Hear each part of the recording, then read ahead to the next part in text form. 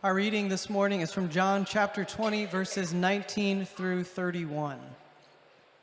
On the evening of that day, the first day of the week, the doors being locked where the disciples were for fear of the Jews, Jesus came and stood among them and said to them, "Peace be with you." When he had said this, he showed them his hands and his side. Then the disciples were glad when they saw the Lord. Jesus said to them again, "Peace be with you. As the Father has sent me, even so I am sending you." And when he had said this, he breathed on them and said to them, "Receive the Holy Spirit. If you forgive the sins of anyone, they are forgiven. If you withhold forgiveness from anyone, it is withheld." Now Thomas, one of the 12, called the twin, was not with them when Jesus came. So the other disciples told him, "We have seen the Lord."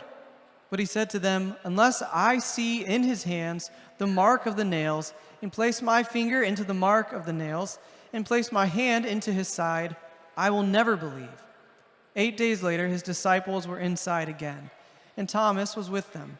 Although the doors were locked, Jesus came and stood among them and said, "Peace be with you." Then he said to Thomas, "Put your finger here and see my hands, and put out your hand and place it in my side. Do not disbelieve, but believe." Thomas answered him, "My Lord and my God." Jesus said to him, "Have you believed because you have seen me? Blessed are those who have not seen and yet have believed." Now Jesus did many other signs in the presence of the disciples, which are not written in this book. But these are written so that you may believe that Jesus is the Christ, the Son of God, and that by believing you may have life in his name.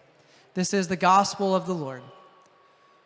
Praise to you, O Christ. So grace and peace be unto you from God our Father and our Lord and Savior Jesus Christ. Amen. But how do you read your Bible? Now, that's not asking if you read your Bible. That's a different sermon for a different time. Is it how do you read your Bible? That when you approach God's Word, when you approach the Scriptures, that how do you go about doing it? That at least sometimes I feel that when we approach God's Word, that we come with all sorts of questions in mind, all sorts of things that are there, all sorts of demands that we might place there. I feel that sometimes when we come to God's Word, how we read it sounds an awful lot like this. That what does this mean to me? That what does God want me to believe? What does God want me to do? What does God want me to pray? What does God want to have? What does this all have to do with me? That how does this have to deal with my life, my day, my work, my family, my life? Is that how does this help me feel better about myself or better about the world? How does this help me? Do you notice kind of a theme about those questions? It's kind of one of those themes that are there of that kind of unholy trinity that we call me, myself, and I. Is that sometimes even when we turn to faith, when we turn to the Scriptures, when we turn to God, sometimes we can even turn to these things in such a self-referencing, such a self-focus, such a self-centered way that it is all about me. Is that how God desires for us to hear His Word? How do you read the Bible? Because the Scriptures truly do cut both ways. The truth of the matter is this: the Bible does not have to do with you. And yet at the same time, that its message and its very promise has everything to do with you. See, in this very account of Thomas and the disciples, the focus is not simply of finding ourselves in the text or finding the details about Thomas and all his demands. No, what are we trying to see here? That as those who once came to the disciple Andrew and said, "Show us Jesus," isn't that why we come to the text? That we might see Jesus. That this text is no less about Thomas than it is about Jesus. It's less about me and you than it is about him. Because when we see and have that focus upon what he has done, is that it truly brings that change. That change is we will see those amazing things of God at work in our lives, in our world, in our faith. See, today's text asks that question for us to consider. That how does this risen and resurrected Jesus come to his disciples? After all of the arresting, all of the accusing, all of the trying, after all of the beating and mocking, and all of the suffering, after all of the bleeding and all of the dying, after all of the crucifying, how does this Jesus now meet his disciples? You know, the ones who had betrayed him, denied him, fled from him, walked away from him, and those who now found themselves greatly depressed because they had given up on him. That how does Jesus, this alive and risen Lord, come to these disciples? I mean, I can think of a lot of ways that I might show up to those who have betrayed me, denied me, treated me so shamefully, that I can think of all sorts of ways that I might appear. There might be some heads knocked together, full-on Three Stooges kind of skits of eye gouging and head knocking. Or as Jesus comes among them on that first Easter evening, he does not come to haunt them or spook them or scare them. He does not come to guilt them or shame them. That how does Jesus come to them? That Jesus comes with those words that he says. He comes among them and shows himself to be truly alive, and the very first word he speaks to them is peace. Peace be with you. If they missed it the first time, he says it again. Because he does not come to punish them. He does not come to guilt them. He does not come to beat them up for them. No, he comes to restore them, to resurrect them from their spiritual tombs that they have found themselves. It takes a dead man back from the grave to bring these disciples alive in their faith again. That Jesus comes and says, peace. Peace, peace be with you. And it enlivens them. It brings them back to full faith, to full restoration of everything that they've known, everything that they've believed, everything that was about the last 3 years of life is now new.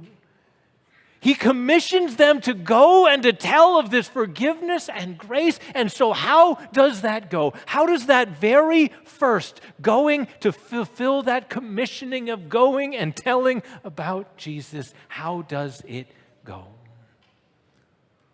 Well, when Thomas, the one who was not there, comes back, with all of the enthusiasm, with all of the joy, they now proclaim that we have seen the Lord. And Thomas says what? Not just I have my questions, or I have my doubts, or I have my struggles. No, Thomas says that I will not believe this ever if I do not see it myself. How does Jesus deal with a disciple who is so defiant, so disbelieving, that he simply will say, I will never have anything to do with this. There is nothing you can do to convince me. Then what does Jesus do with this Thomas? Well, our text today says that he once again comes that very next time. See, when Thomas thought that Jesus wasn't among them, when Thomas thought that he could say and to do whatever he thought he could say and do, that he thought that Jesus wasn't there. Because he could not see Jesus, that meant that Jesus wasn't present. That meant that Jesus' promises weren't true. Thomas thought that he could say and do whatever he wanted. And yet Jesus reveals what? That Jesus reveals that he knows. He knows Thomas's deepest questions, his deepest doubts, his deepest needs, his deepest cares. Jesus knows. Why? Because we see in our text that Jesus not only knows that, but he also cares and has compassion for that. The very next week, when they are finally all back together in the midst of things, what do we see? We see Jesus once again appearing and arriving, and what is the first thing he leads off with? He does not write off Thomas. He does not shame Thomas. He does not somehow berate Thomas. No, what does he do? He invites Thomas to see, to touch, to feel, and to know that all of those questions, all of those doubts, all of that disbelief is things that he does not worry about. See, but the truth of the matter is this, that we can relate to Thomas. That if you've lived long enough, if you've experienced enough, that there will be things in your life that you go through, loved ones that you have lost, medical issues that have happened, or tragedies that you have seen, that will make you have your questions or your doubts or your concerns and your asking of where was God in this? Or what could God be doing there? We can relate to Thomas. But the fact is that Jesus knows. And he cares about all of those doubts and worries and questions and concerns in your life. But what do we see in our text today? Jesus not only knows and cares, but he acts. He acts as he comes to Thomas and offers the very proof that Thomas was demanding. I mean, what kind of Jesus now lives and reigns? What kind of Jesus do we have? We have a Jesus that does not make us somehow meet him where he is. No, we have a Jesus who comes and meets us where we are. Thomas did not need to somehow rise and raise himself up to Jesus' level. No, Jesus came down to him. That we have a risen and reigning Lord, one who is just as tender, just as gracious, just as forgiving, and just as welcoming as the one who amazed people throughout his ministry. And the truth of the matter is this, that my faith is not going to grow by always looking more and more and more at me. Is that my faith is only going to grow the more and more and more that I look to him. That my faith is not something that I've worked up in me. It's not some great deed that I've accomplished. That even my faith is what my Lord has worked and wrought and brought about because he has come and sought me out. He comes in his word. He comes through his people.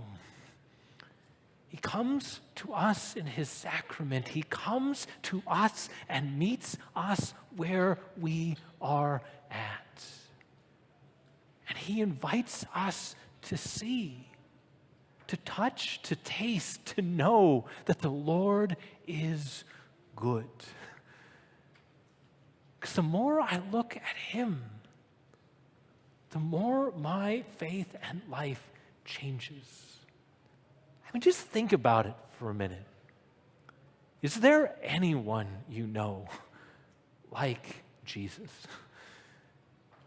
Is there anyone who loves like Jesus, forgives like Jesus, welcomes and accepts like Jesus? Anyone who saves and serves and cares for his people like Jesus? Now, don't get me wrong, there might be those glimpses of God's work in the people among you. But there is no one like our Lord, who comes among those who have stabbed him in the back and says, peace, and looks down upon those who have put him on a cross and says, Father, forgive them. That he invites you today to turn in faith to him. That I don't know what doubts you have or what questions you wrestle with. I don't know where you find yourself struggling. That I don't know, maybe you're one like Thomas who is like, I may be here, but I am struggling to believe at all. But that is the beauty of what we see in Thomas. That as much as Thomas has his doubts and struggles and even disbeliefs, Thomas doesn't leave the room. Thomas doesn't leave the rest. And the rest do not somehow push him aside or push him out. No, what do? They